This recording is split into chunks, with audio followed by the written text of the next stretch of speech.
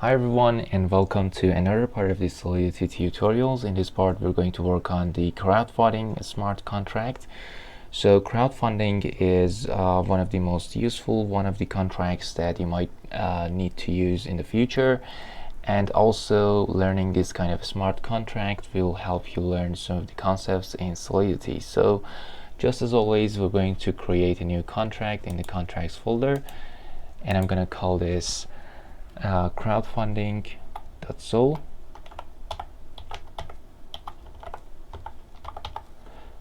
There we go. And just as always, I'm going to copy and paste the first two lines, the license and the version of Solidity. So let me paste it right over here. There we go. Now I'm going to define a contract called crowdfunding.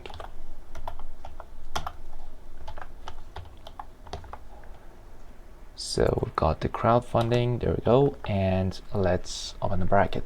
So just as always, we're going to define a struct, which is called project. So there is this project that we want to crowdfund, and meaning that we want to actually attract some of the fundings for this project from the public. So we'll have an ID for the project and a name for it, a string name. Then we'll have the goal amount, so uint goal amount. So whenever you want to crowdfund a project, there is this goal amount that you consider for it. So for example, you want to crowdfund $1 million, so that's the goal amount, and once it gets there, then the project is funded, so you're ready to start it. So uint current amount, the current amount that has been gathered from the public, and address payable creator, so the address of the creator of the contract, and the boolean variable is funded for its status of funding. So there we go, that's the struct. And next thing we need to do, uint public project count,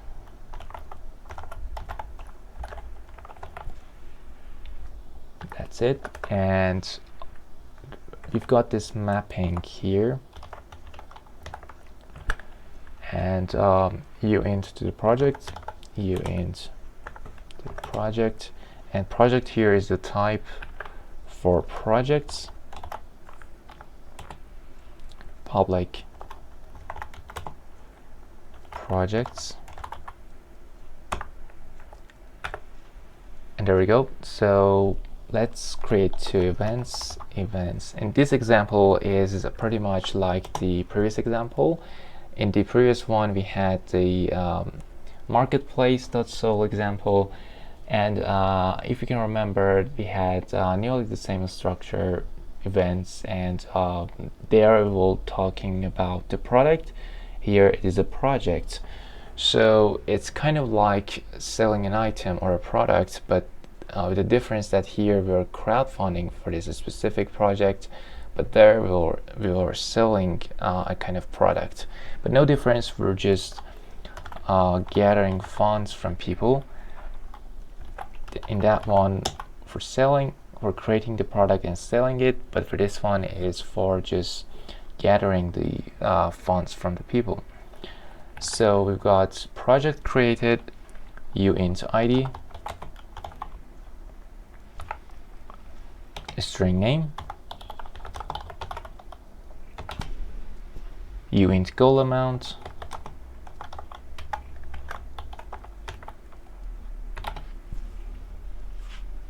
and address creator, address of the creator.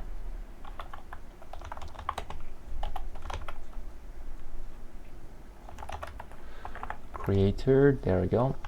Don't forget about the semicolon at the end. And we've got another event, project funded. So project funded. So again, we've got the uint ID, string name, string name, uint amount, and address backer. Backer is the person who sponsors the project.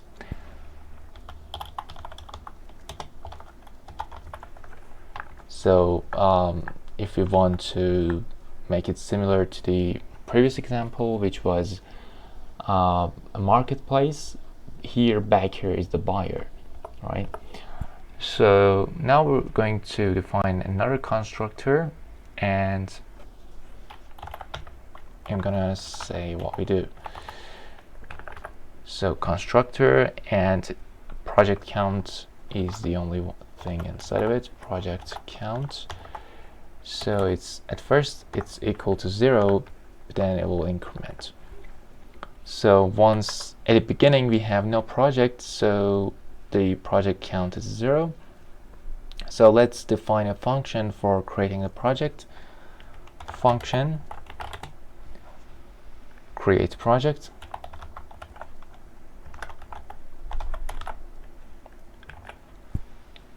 and then we'll have a string memory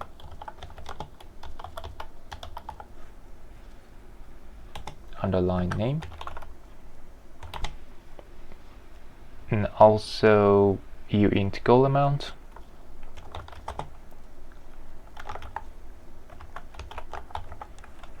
so this is also an underline because we'll get these two from the user. And then the type of the function is public, so let's open up the bracket.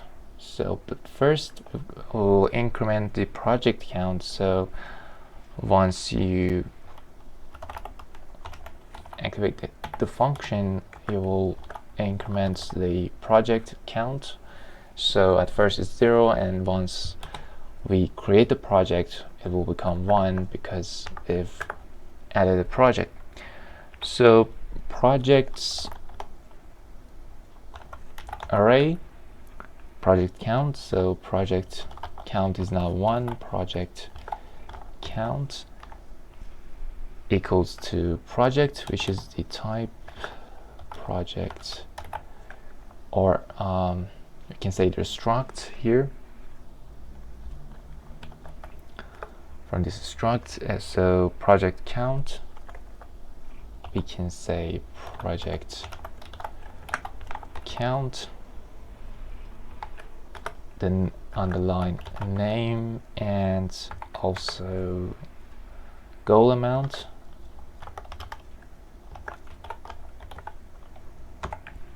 and also 0 here as the initial current amount, which is 0 at first, because the project has been just created and we haven't got any funding yet, so it's 0. And payable message sender, who is the creator of the contract, and notice that it is this address that will receive the funding. So, and project funded, false, because not yet have we received any funding. So don't forget about this semicolon, and at the end let's emit the event for project created. Project created event. So we'll get the project count, which is obvious. We'll get the name of the project, which we'll get from the user. The goal amount, again, we'll get from the user. Starts with underline here. And in the end, we'll get the message sender, who is the initiator of the contract or deployer of it. So message.sender. There we go. So we'll emit this event, and now it's time to create another function for funding the contract. So fund project is the name of the function. that we're going to write fund project. So we'll get the uint ID, so underline ID, and it's a public function. Let's open it up. Also, it's payable, so don't forget about the payable. There we go. Open it up, and then we'll have a requirement for the ID, just as what we had in the marketplace. So require underline ID be greater than 0, and also here we'll have the end underline ID be smaller or equal to the project count. So project count, and otherwise, if the requirement is not met, we will show to the user ID not valid or project ID not valid. So let me add project ID not valid. Now in the next line we'll have the project storage project. So project struct type and storage project, which is a variable, and here we'll have the actually here notice, let me look over here. As you can see, project with the capital letter is the type of this variable right over here, and it's the struct. So now what we're going to write here is, so projects, which is the array, and underline ID, which we'll get from the user. So now in the next line we will have another requirement. Require, so that the project that is funded, so it shouldn't be funded. If it's funded, then you cannot fund it, right? So otherwise we'll show project is already funded, project is already funded, and next thing we're going to do is project.currentAmount, project.currentAmount,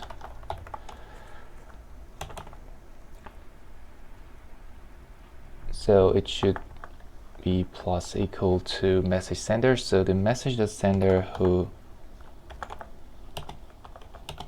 actually the current amount of the project will be message.sender, or actually message.sender value or message.value, right? So this is the value that the message sender enters to fund the project. So the current amount will be equal to that amount, or actually be incremented by that amount, because there might be so many other funders as well. So this is incremental. This is not just one person funding the contract. So let's write an if statement. Project.currentAmount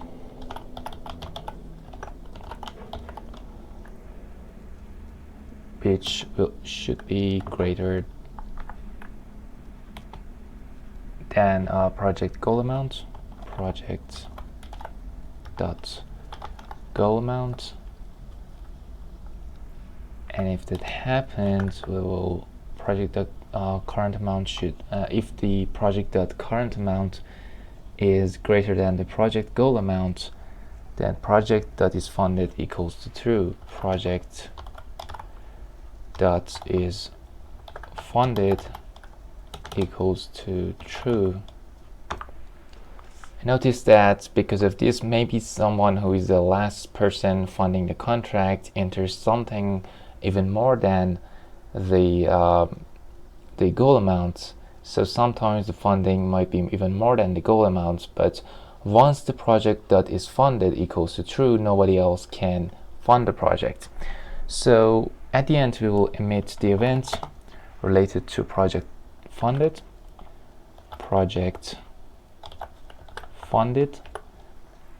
and then it will get the ID which the user enters, and project.name, project.name, and the message.value, the message sender value that he or she wants to enter to fund the project, and the message.sender, which is the address of the message.sender, the person who is funding the contract. So now let's save the project, see if there's any errors. There seems to be one right over here. Let me see what that is. Constructor. So there seems to be a missing of something here for the constructor. So this is a constructor that is related to the project count. So anyway, we've got parentheses missing right over here. So let's open that, close, save this. There we go, it's been successfully compiled. Now let's deploy the contract and let's take a look at the structure of it. It's just like the one we had for the buying and selling and marketplace. As you can see, we have 0 number of projects. So if you want to create a project, you can do it from right over here. So for example, this is the project for I don't know, it's for example a coin or a network. So for example, network, some kind of blockchain network, and the goal amount is, for example, 1 million of some token, or here I think it's Ethereum, so we can say, for example, 1 million Ethereum, 1 million VEI, 1 million GUI, or whatever you like. So let's transact here, and here we can look at the project count. It's number 1, and here we can enter the index of it. So the ID 1, and this is the creator, and the project is not funded because now it's false. So let's change the address to some other address and change the value here, which is now has been changed. Some of the times it's tricky to change it, it will irritate you, but now it's done. So we can fund the project with something less than that, right? So we did with 1, so we can enter the ID of the project and fund the project. As you can see, it's been funded, but not totally funded, because once we click on the project, it still is funded is false, right? So you haven't yet funded it. So now in order to do so, you should increase the amount. As you can see, the current amount is 1, but it should get to 1 million. So here, if I enter 1 million, again, it's irritating me. So probably by changing the address or making some other changes, it will work. But anyway, if you want to make it work, you should keep trying and doing some different things. But once you do this, once you got succeeded, you should enter a number like, for example, 99,999 or something like that, in order to get to 1 million. Or you can enter 1 million or 1,100,000. Whatever you enter should be more than the 1 million after you add it to 1, because 1 has been added to the current amount. Then the amount that you will enter will be added up with 1, and once it passes the 1 million, the funded status will be true. So now let me try again, enter another number. I'm trying and I've got something. So it's 100 million and 100,000. Now let me fund the project. And as you can see, the project is now funded with True, and this is the amount that has been funded. Okay, that's it for this project of crowdfunding, and I hope you enjoyed it. Till the next one, goodbye.